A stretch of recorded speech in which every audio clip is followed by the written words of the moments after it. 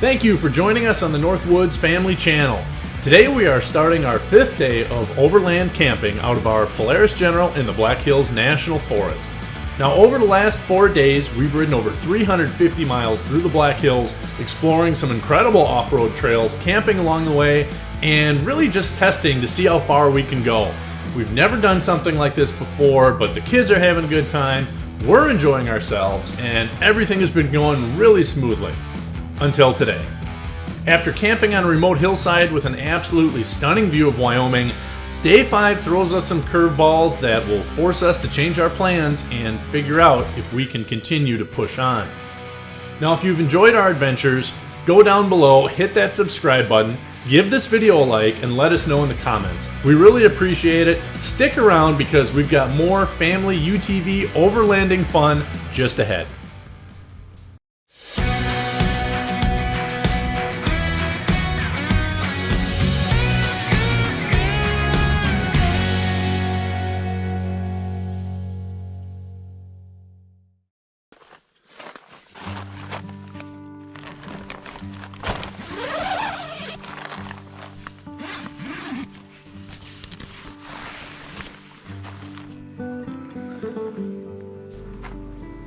Wow, what a view.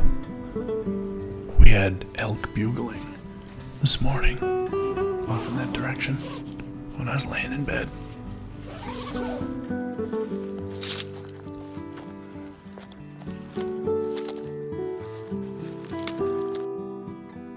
Well, we didn't see any elk this morning, but we have some mule deer over on the hillside. It looks like 3 bucks and a doe.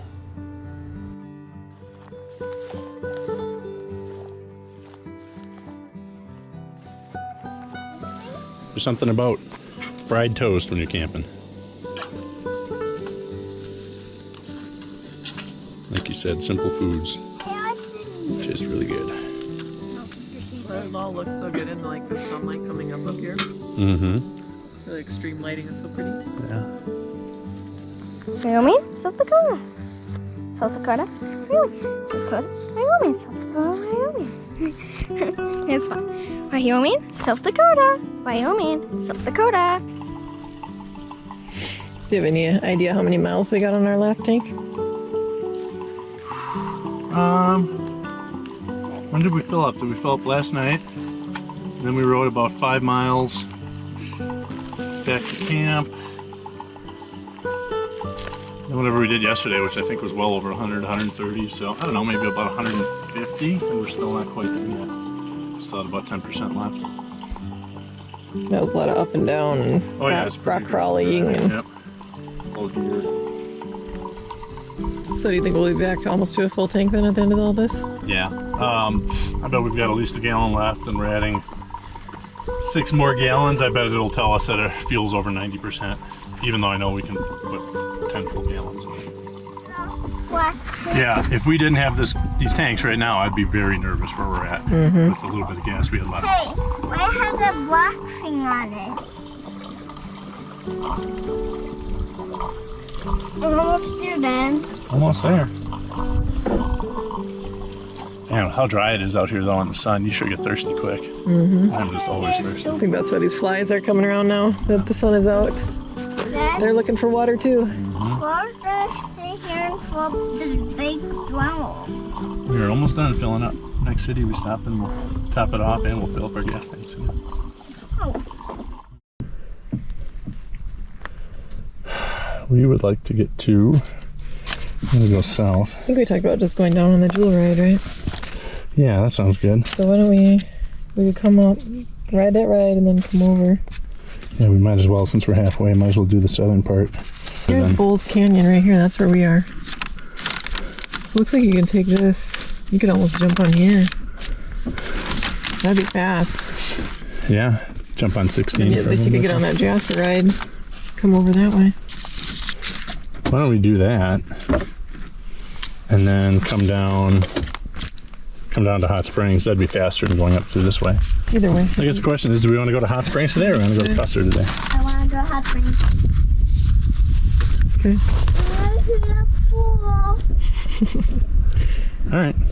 All right, let's go to Hot Springs. Kids have been good. You heard him. All right. I'm gonna go to the pool. Oh yeah, there we go.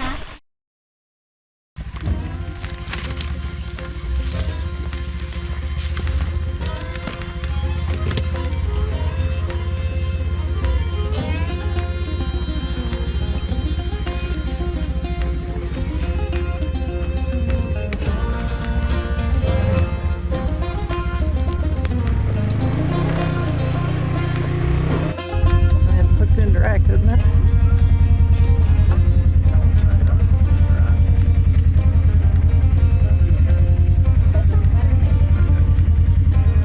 Well, we'll leave it be for a little bit, I guess. We'll have to go without it.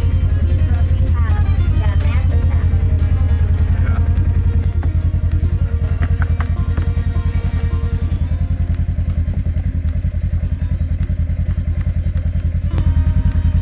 For people watching, our Garmin is not turning on. The Garmin Tread. So we like to use all of our two electronic nav plus our paper maps have been extremely helpful to have that redundancy, because a lot of times one or the other will have something labeled that the other one won't, or won't even have it existing on maps that the other one won't. So it'd be a real setback to use our Garmin Tread at this point. So it's a testament to how much we value having that tread going, how hard you're trying to fix it. Oh, yeah. Alright, well, we'll use the two redundant systems we do have, so. And it's weird because it was on last night and I'm 95% sure I turned it off, so it should have still had battery. It'll run without.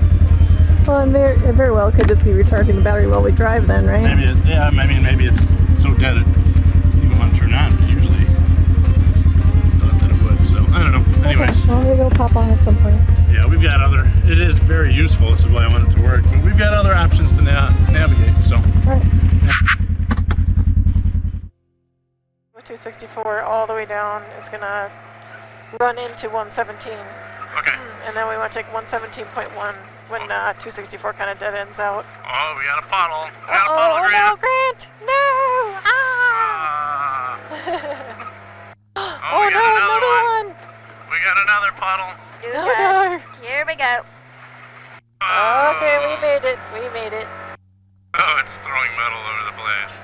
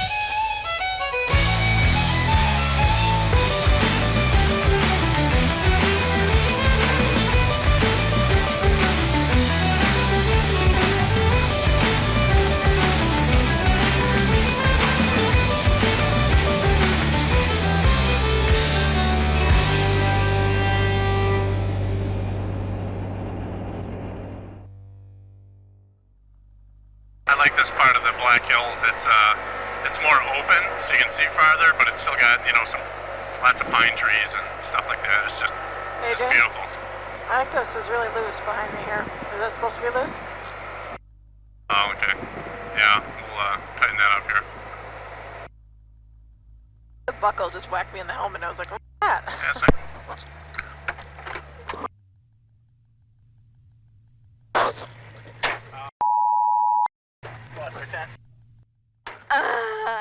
I'm done with this.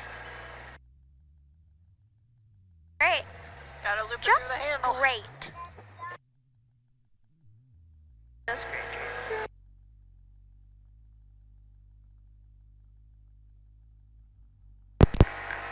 Alright, hopefully it just came loose and we lost it as we were going fast here.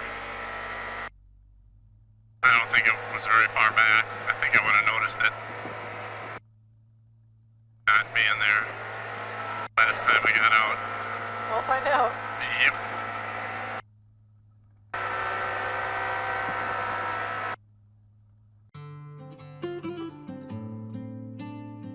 Well, we're encountering some fun today. Our Garmin Tread isn't working. That's the first thing. And then riding here, we lost our tent somewhere.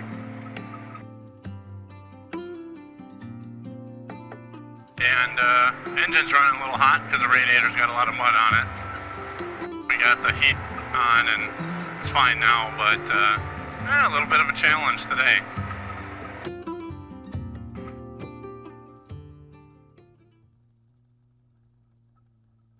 There it is.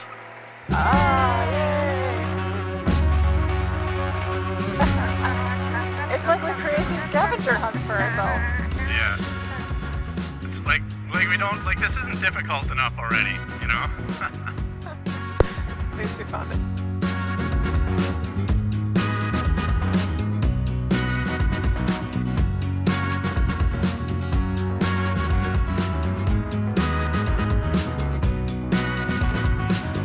Betty straps it on good this time.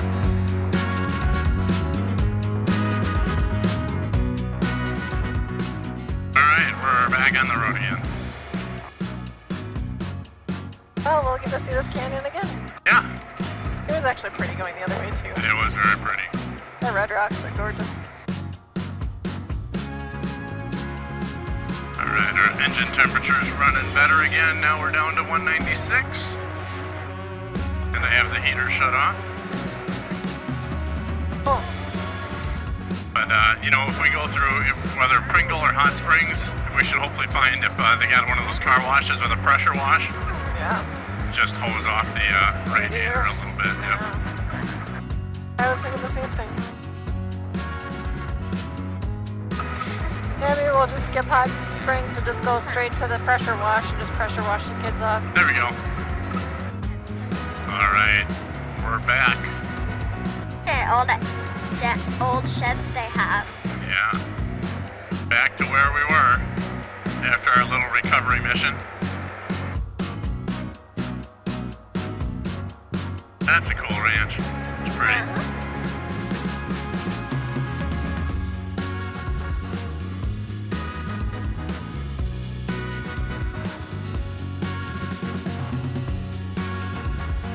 So it's 30 miles to Custer. We are in Wyoming, by the way.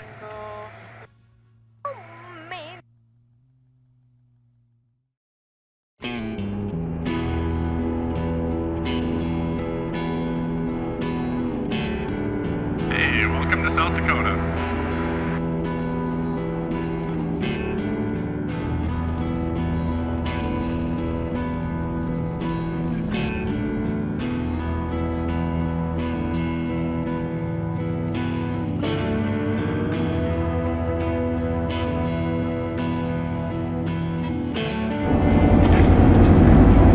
So we're running a little hot. It's getting a lot of mud on the radiator. I'm going to try to squirt some water on it and rinse it off a little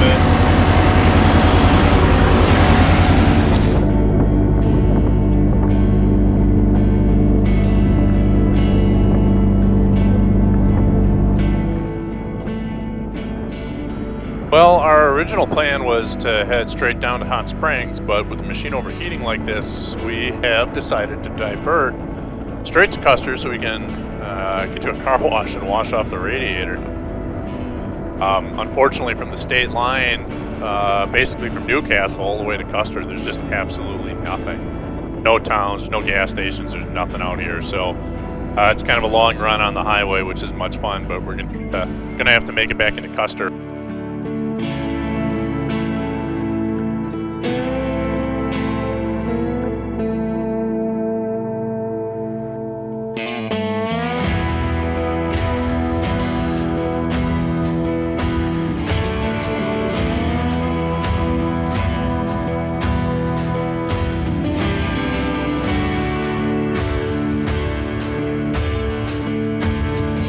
Well, we're still limping it along here. We've had to slow down a few times. We definitely got to slow down and watch our engine temps on the uphills. But we're going through Jewel Cave National Park right now, and it's absolutely beautiful here. Just gorgeous views. It's kind of hard to enjoy just because we're keeping an eye on the engine temps. But just a gorgeous spot, really beautiful right here.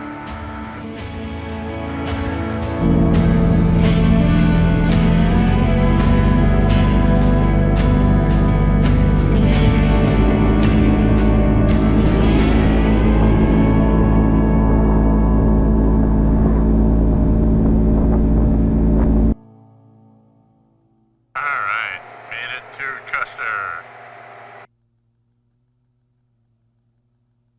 Google on your phone, see if there's any car washes, babe? I'm trying. My phone is not quite caught up yet. Okay.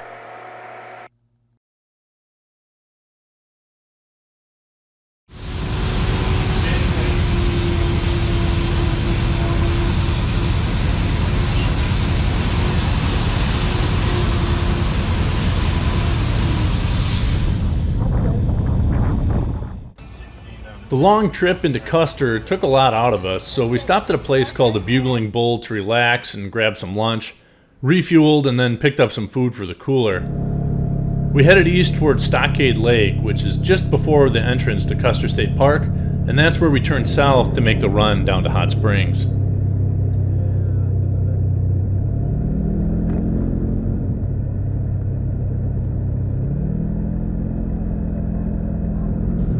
Because of the timing of our trip, we had to take our daughter Jolene out of school for the 4 days after Labor Day. We'd been taking opportunities as often as we could to make sure this was also an educational experience for the kids, talking about history, geology, ecology, natural science, and on this stretch, Jolene jumped in the front seat and I gave her some lessons on how to navigate with a paper map, an important but vanishing skill these days.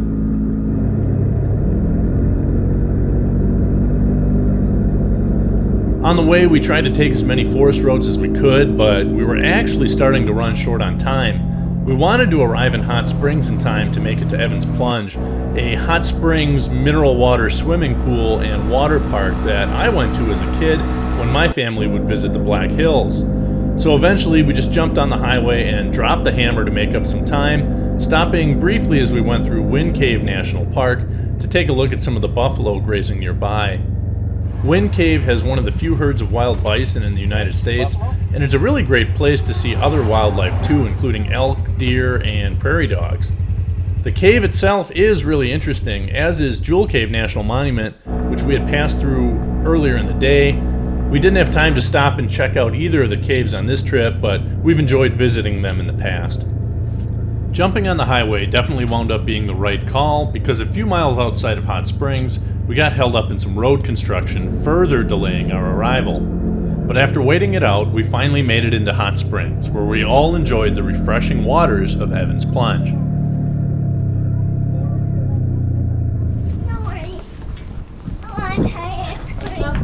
There we go. Tread. Oh, look at that. Made it.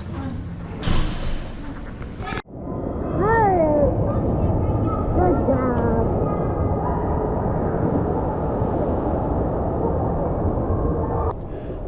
Evans Plunge is a place your entire family will love, especially your kids. The crystal clear 87-degree mineral water flows out of the ground at 5,000 gallons per minute, completely recycling the water in the very large pool every 90 minutes. The first building was put in place in the 1890s by Fred Evans, and in 2013 the pool was purchased by the city of Hot Springs. It's been a spot families have been enjoying for years, and it's neat seeing my own children enjoy this place as much as I loved it when I came here as a kid some 30 years ago.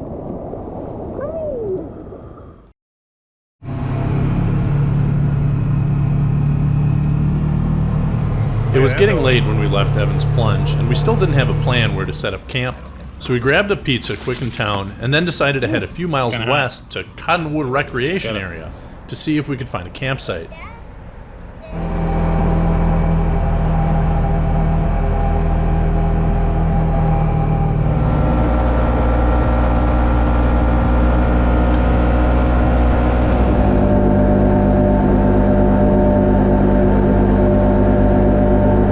Figured if there weren't any campsites open, we'd drive a few miles into the national forest and boondock again for the night. Fortunately, there were ample sites, and we were able to set up camp while the kids slept in the General.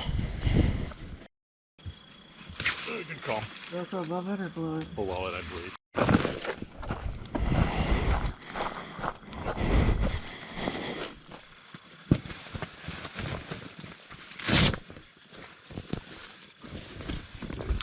All right, so we're down here at outside of Hot Springs. We're at the Cottonwood Campground. So today we woke up after remote camping right on the Wyoming border. I mean, literally 100 yards from the Wyoming border, and just some of the most stunning views I've seen while camping, waking up in camp. Super beautiful. We had elk bugling. We had some mule deer that we were watching on the opposite hill. Got packed up, got going. Started heading south on some really remote trails, and got some mud, up in the radiator. And as we were coming into town, we were overheating, so we were, getting up above. The engine starts losing power at about 232 degrees, and I tried to rinse off the radiator a little bit with water, but you try to squeeze a water bottle in there, there's only so much it's going to do. So that's something we need to think about. Ran into Custer, fueled up. The Garmin Tread, which we've really, really been relying on a lot, for whatever reason this morning, it wouldn't turn on. At lunchtime in Custer, I poked around. I'm not sure if there's an inline relay or something like that, maybe under the dash that I forgot about or that I'm missing, but it seems like it's not getting any charge or no power or something like that. I don't have any multimeters or anything like that to test it, so I looked for an old school USB cord. The kind that, the end looks like a T, at some of the Dollar Trees and gas stations in town. I couldn't find any, so I think we're just going to have to, go without it for the next couple days. But so anyways, and after that, we ran some trails down to Hot Springs down here. We went to Evans Plunge, which has always been a favorite.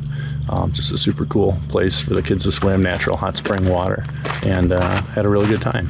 And I grabbed some Pizza Hut and then ran over here in the dark to the Cottonwood Recreation Area and just finished setting up camp. So it's nice. It's only going to get down to about 60 degrees tonight, so hopefully we won't be freezing our butts off. But it was a good day. It was challenging in a few spots, but we had a good ride. Looks like Grant is awake, so I'm going to get him up in his jammies and ready for bed. So we'll see you in the morning.